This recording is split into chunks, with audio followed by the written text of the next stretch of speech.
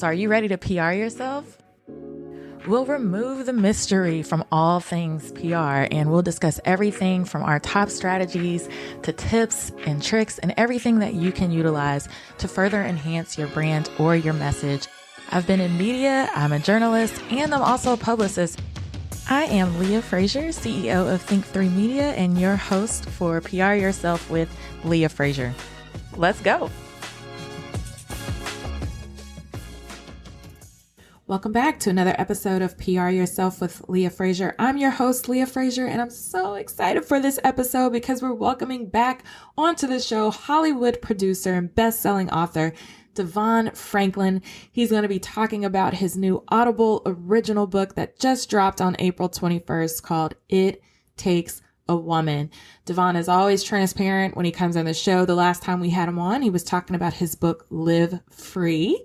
And so you can go check that out on YouTube if you want to see us face to face, or you can just go back and binge listen to that episode on the podcast. But he's always a wealth of knowledge, always so transparent, and always just has great advice to give. And so It Takes a Woman that just dropped out on April 21st. He's introducing us to the women who raised him and who raised his two brothers after his father's untimely death. So it's a project that explores the sacrifices of his mom, Paulette, and then his 5 living great aunts, Aunt Nuna, Aunt Ida, Aunt Ennis, Aunt Sandra, and Aunt Donna, and just really dives deep into the remarkable village of Black women who helped to raise him and his brothers as Black men. And so during It Takes a Woman, they talk about everything from marriage, death, divorce, regret, with advice about dating and sex and money. And the part that I love the most, and we'll get to it in the interview with DeVon too, is that there was many things uncovered during this process that no one within the family has spoken about. So it's actually a very vulnerable and transparent space where they were able to heal and they were able to have very candid conversations. And we're just witnesses to it. So DeVon's going to take a little bit of time to talk about that.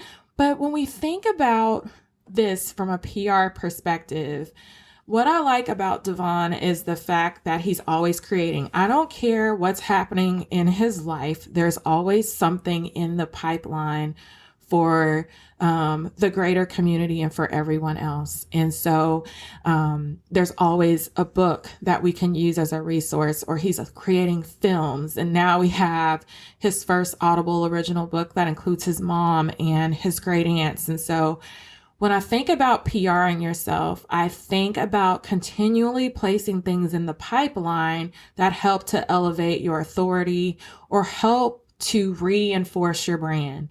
And I think that DeVon is the absolute master at doing this, as far as constantly having books ready to go and published, constantly having films that are in the pipeline and ready to be released. We talk a little bit towards the end of the interview about his new TV series for BET Plus called Kingdom Business. That's coming out. So there's always something, regardless of what goes on in his personal life. Who cares?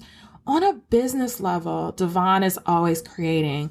And when I think about the master of PRing yourself, he's definitely at the top of my list. Hey, there's a reason why Oprah calls him a different kind of spiritual teacher, and Variety named him as one of the top 10 producers to watch, because he's always producing.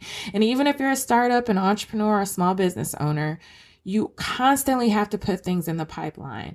And I wouldn't sit here just telling you guys to do stuff that I don't do myself. I always have things in the pipeline. And sometimes, yes, do I get frustrated when people try to copy or recreate my ideas? Absolutely. Because like Erykah Badu said, I'm an artist and I'm sensitive about my, you know what, okay? However, the way I stay ahead and the way people will always be 10 or 100 steps behind me is because I'm always creating. I'm always putting things in the pipeline in order to expand the brand or to reinforce my brand or to put more of me out into the world. And so for yourselves, just start to think, what does that mean for you? Does that mean more podcast episodes? Does that mean more YouTube videos? Does that mean more Instagram lives? Like, how can you continue to fuel the pipeline, but doing it with things that you absolutely love to do? That's not a chore, that doesn't, continuously stress you out, but how can you reinforce your brand image? Okay. So why should you listen to DeVon? Well, he's the president and CEO of Franklin Entertainment. It's a dynamic production company in conjunction with Paramount Pictures and CBS TV studios. He's a driving force behind some of Hollywood's most successful inspirational films, including Breakthrough and Miracles from Heaven, and the soon-to-be-released movie Flamin' Hot for Disney, and like I mentioned before, Kingdom Business, the TV series for BET Plus. He's a multiple best-selling author, and now with his new Audible original, It Takes a Woman, I'm pretty sure that's going to reach the top of the Amazon charts for Audible. But he's just a great community leader. He is a graduate of the University of Southern California and now lives in Los Angeles. So without further delay, after we come back from this break, I'll be sitting down to talk to DeVon Franklin, and I hope that you guys get a lot out of our conversation. And be sure to listen to his new audiobook, It Takes a Woman. It dropped on April 21st, and come back and let me know exactly what you think. Can't wait to hear it, and we'll be back with DeVon. This episode is brought to you by Kitcaster. Kitcaster books you on top podcasts. How do funded startup founders attract prospects and talent? Podcast interviews. How do entrepreneurs with exits find new deals? Podcast interviews. How do C-suite execs differentiate in crowded markets? Podcast interviews. Kitcaster books you on top podcasts. Click the link in the show notes for a special offer. Celebrate good conversation.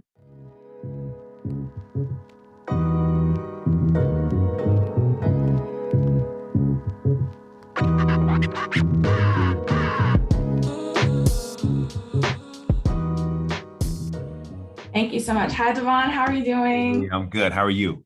Doing great. We haven't spoken since Live Free. So Oh my goodness, right. I remember that. get to interview you again. But tell me a little bit about It Takes a Woman. Like, how did this project come about? Audible reached out to me, and they had seen an article that I had written for Maria Shriver in her Sunday paper about the women that raised me after my father passed away. And, they were like, we really think we want to make an Audible original on this, which is an audio book that can only be found on Audible. And I said, yeah, let's do it. And, I went to my mom and my great aunts that were still alive, because my grandmother passed away years ago, and said, we have this opportunity to tell our story. Would you be willing to participate? And they said yes. So the genesis was just that simple, and just really started to figure out how to tell our story and how to weave it all together. And that process has taken years. And what the listener is hearing is really the first time a lot of the things that we share have ever been discussed in our family before. So you're really getting an intimate portrayal of the pain and the tragedy that could have disrupted our lives, but ultimately was the catalyst for healing and triumph.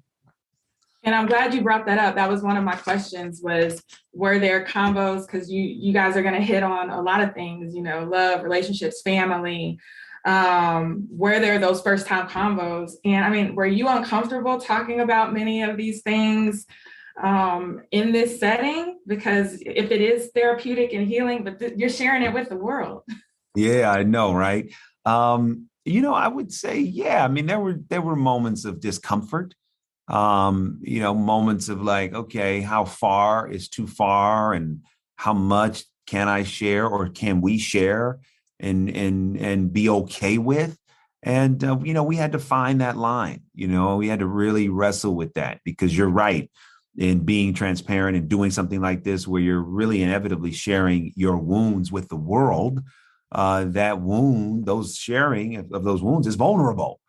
In that vulnerability, there's an emotional nakedness that is sometimes hard to deal with. So we all collectively navigated that. And I think the ultimate product and what the listener hears when they listen to It Takes a Woman is really the culmination of that vulnerability in a way that I think will impact the listener in a positive way.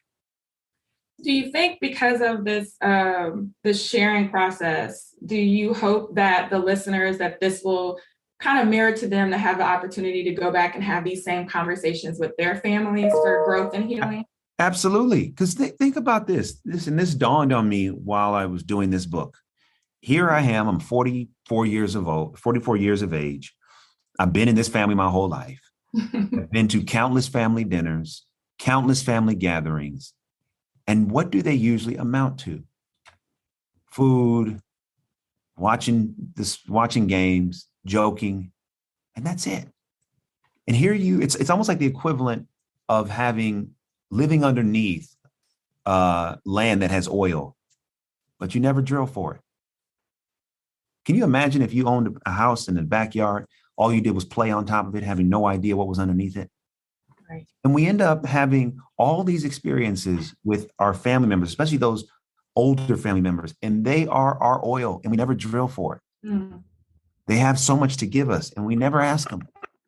We never sit down with them and tell us your story. What were you like at this age? What did you do? What did you learn? So yes, that's a long answer to your question. Yes, my hope is that this will be an inspiration to people to start asking their family questions, start asking their elders for information and talk to me so that these stories don't get lost.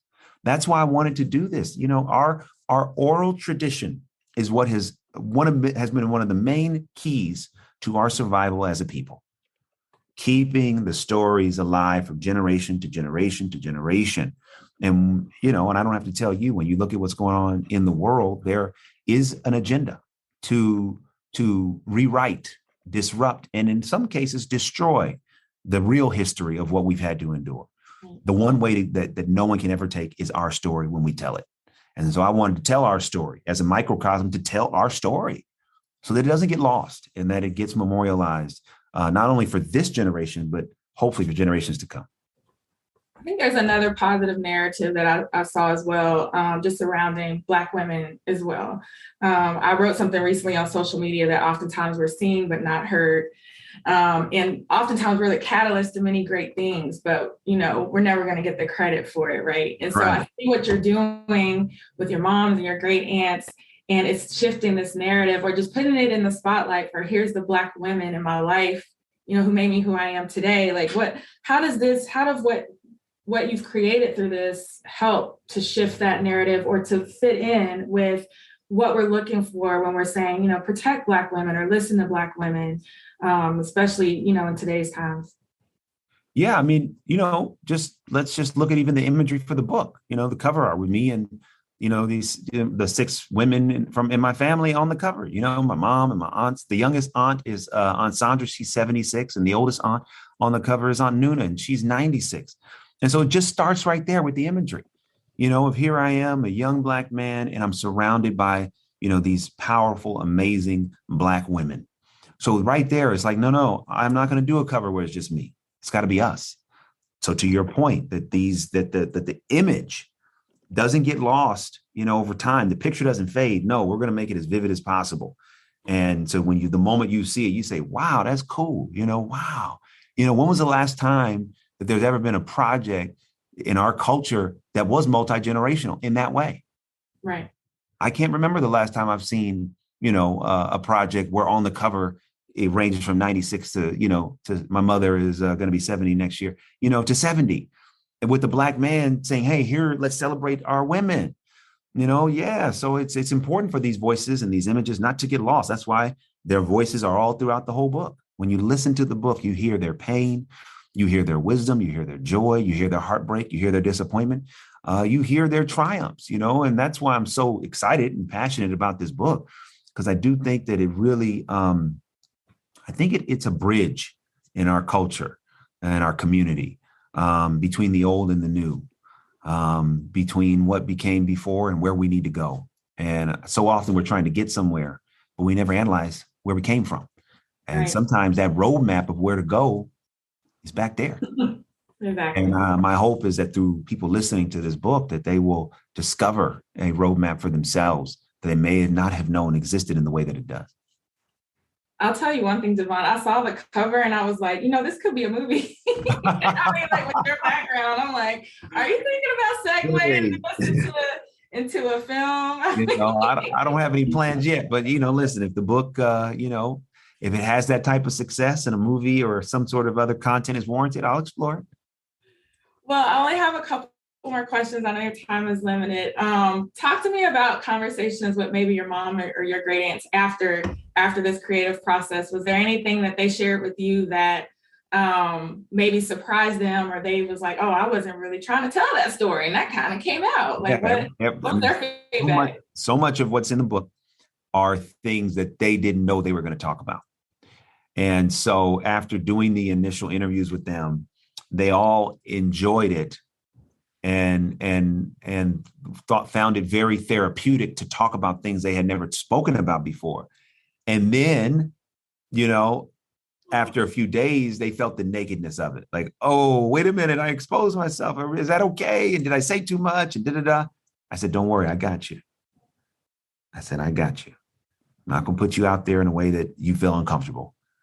So we talked through certain things, where there were certain things they were like, well, I don't want to say it that way. Or can we do this? I said, yeah, no problem. And then there were other parts of it where I was like, no, we need to leave it this way. And here's why. And here's why I want you to be comfortable with it. Because truth and transparency transform. So we can sand down the edges of that. But every edge you sand down in that regard is going to sand down the edges of the impact too. So it really was, after the fact dialogue and getting them, to a place where they felt strong standing in their vulnerability.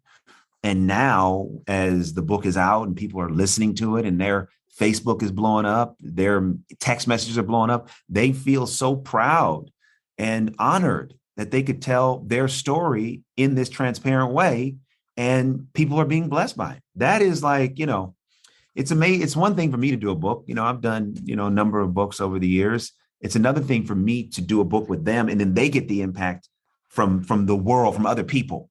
We tell them every day how much of an impact they make, but it's great for people to tell them now the impact they're making. So yes, it's been phenomenal to share it with them and it's been a process. What are the different personalities? I'm sure you got that many women. That's a lot of different personalities. Got that right. In one space. So talk to me just briefly about what are the different personalities we're working with here. Yeah, well, my mom is more quiet and kind of reserved. So especially when you hear her on this book, I think, so much of her content in the book really just gets right to your heartstrings because she doesn't really express a lot. And when she does, it tends to be very emotional. My Aunt Ida is really outspoken and, will put you in your place. Aunt Enos is very sassy. Aunt Donna is kind of like the wise and wild one. Aunt Nuna is, kind of the refined one, almost very movie star, glamorous. She's the oldest, 96. But she has such an elegance and a class about her. And Aunt Sandra is just like, she was the one that gave me my first job.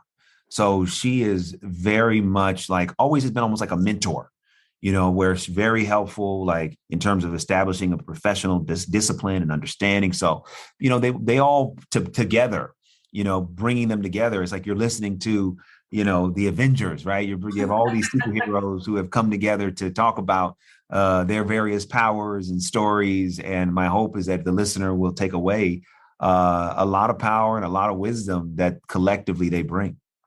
Well, I'm excited for you, DeVon. Is there anything else we can look forward to in the future or just get through the audiobook? Yeah, no, listen to the audiobook. And then I have a new series I executive produced for BET Plus coming out on May 19th called Kingdom Business.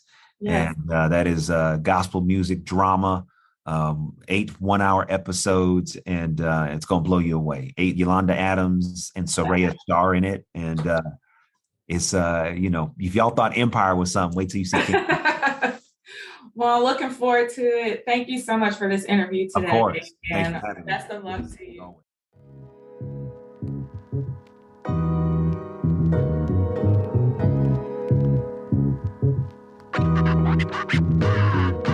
And there you have it, straight out of DeVon's mouth. What's going on with It Takes a Woman, an Audible original that dropped on April 21st. So that means it's already out there. It's already available. Go out and take a listen.